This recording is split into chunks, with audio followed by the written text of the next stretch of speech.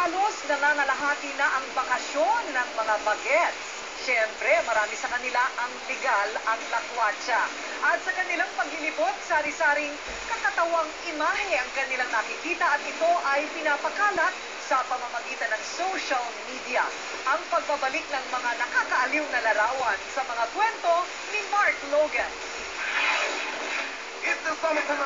It's really more fun in the Pinas. Saan ka ba nakaranas na nagpapasalamat dahil sa ikaw ay banas na banas? Mga larawan na rumarambol, kakailanganin mo ng paracetamol. Entrance only, do not enter. Kung may baby kayong kasama, maaating nyo ba na iwan siya sa basura? Kung mag-a-apply ng summer job, sumunod sa patakaran, kahit na masampal ka pa. Kung uuwi sa probinsya na kulang ang budget, dito ka sumakay, mas matipid. O kaya, mag-jeep, matipid din. Huwag matakot, magpa-haircut na habang mainit, bago pa man mamatay ang buhok mo. Pero huwag na huwag magpapagupit sa barbershop na specialty pansit. Kung gutom, sa tinapay mag-ingat. Merong mga bread na nakakapulikat. At kung mag-i-stay naman sa bahay, etong panahon ng Marathon BDB.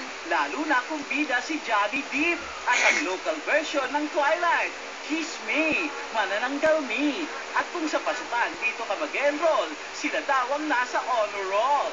Sa pagbili ng school supplies, siguruhin isa lang ang kulay ng cotton bond. Kung malituman sa nakasulat, please don't ask for assistance. Kung mabiktima ng heat stroke, mag-ingat sa check-up. Pagkuha mo kasi ng result, baka ka masaksak. At dahil panahon ay sobrang init, ice cream ang laging hirit. Makaet at ice cream ang list. O kaya, magpakalunod sa yelo. Kaya na, for rent lang ito, isosoli mo, dapat buo. At kung chikot mo, laging flat, at suki ka na dito sa vulcanizing shop, score ka na lang ng bagong car, chong. Eto, pang-tropa, Toyota Inotang. At kahit bakasyon, magmatyag, makialam, dahil maging tambay, alam ang karapatan. Huling tanong, ngayong mainit at alukin ka ng buto, o kaya, bolalu, di kaya lalo mag-init ang iyong olu?